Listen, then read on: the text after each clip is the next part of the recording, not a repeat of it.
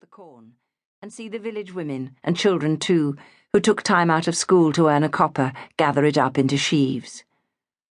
Now, however, mechanical machinery was being increasingly used. The sail reapers, pulled by 2 horses and driven by only 1 man, were becoming a threat to the rural population and to the families who welcomed the work not only for the men, but their wives and children too.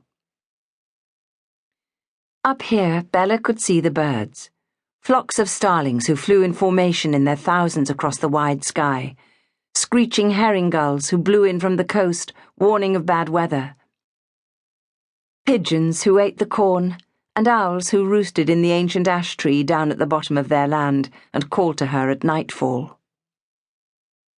She turned from the window and sat on her narrow bed. She felt devastated after being told she couldn't stay on at school, and yet didn't want to believe it. She was shocked, too, at Sarah's news, and could barely credit that her mother could be pregnant. Nellie's 11, and why hasn't Ma told Father that she's expecting a child? Does she think it'll worry him when he's not well? But surely once he's better, he'll have to know. It's not something that she can hide. And that, Bella surmised, must be the main reason why I can't stay on at school. Ma won't be able to work in the inn once she begins to show. And she thought with increasing gloom, I'll have to help Annie with the washing and ironing as well as the cleaning. Annie was a village woman who came in twice a week to help her mother with general housework. She filled the copper for the washing of sheets once a fortnight and scrubbed the tiled floor of the long, narrow entrance hall and the wide floorboards of the numerous rooms off it. The inn was a square brick building, but the inside meandered as if built without any intended plan, but on a whim of the original owner. Some of the rooms led into others, and then, via a passageway, looped back on themselves.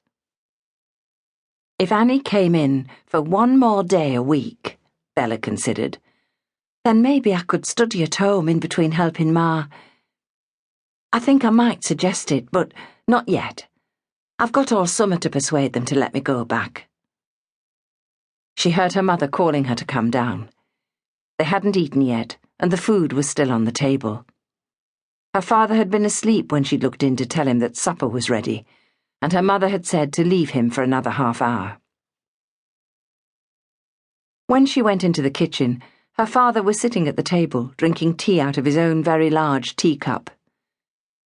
Bella was shocked at how pale he looked. He was usually so robust. "Are you feeling better, Father?" she asked. "Ma said you were poorly." "I'm all right," he said. "It's that fool of a doctor who said that I wasn't." William took a bite of bread. "Why?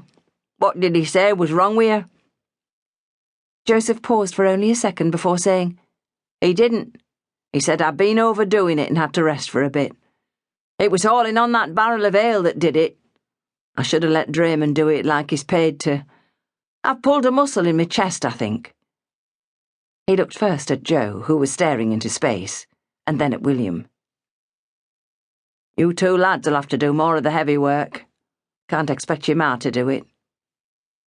They both looked at him and then at each other.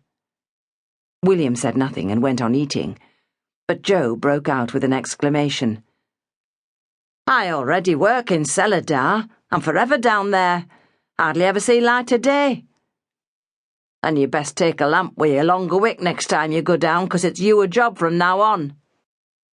And," his father went on, after a short gasping breath, "I'm going to apprentice you both to a trade.